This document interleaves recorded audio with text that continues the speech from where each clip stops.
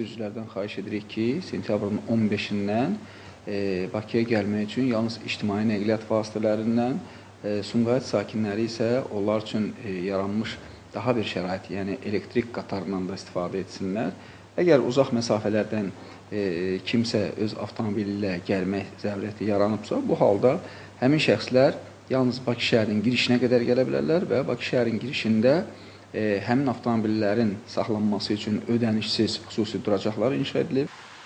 Bura Bakının şimal giriş hissəsidir. Sabahdan etibarən bu istiqamətdə hərəkət edən rayon qeydiyyatına olan avtomobillər yalnız bura qədər gələ biləcəklər. Eyni zamanda ərazidə yeni pulsuz dayanacaq da fəaliyyət göstərir. Sürücülər avtomobillərini bu dayanacaqda saxlayıb, ictimai nəqliyyatla ən yaxın metro stansiyasına gedə biləcəklər. Sumqayıt, eləcə də Abşeron qeydiyyatında olan avtomobillərin Bakıya gündüz saatlarında girişi də məhdudlaşdırılıb. Bura isə paytaxtın cənub qapısıdır. Cənub istiqamətindən gələn rayon maşınları Lökbatan dairəsi yaxınlığındakı bu dayanacaqda parking edəcəklər. Ekspertlər deyir ki, qərarın bir sıra üstünlükləri var. Lakin problemlərin ortaya çıxacağı da istisna deyil.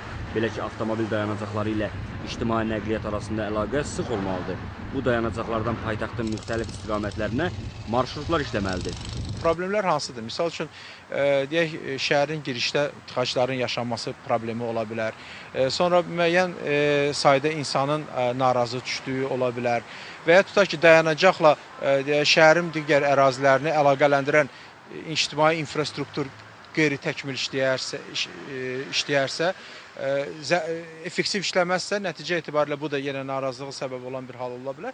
Mən hesab edirəm ki, 15-dən sonra biz ümumi şəhər fonunda tıxacların miqyasının nisbətən azaldığının şahidi ola bilərik.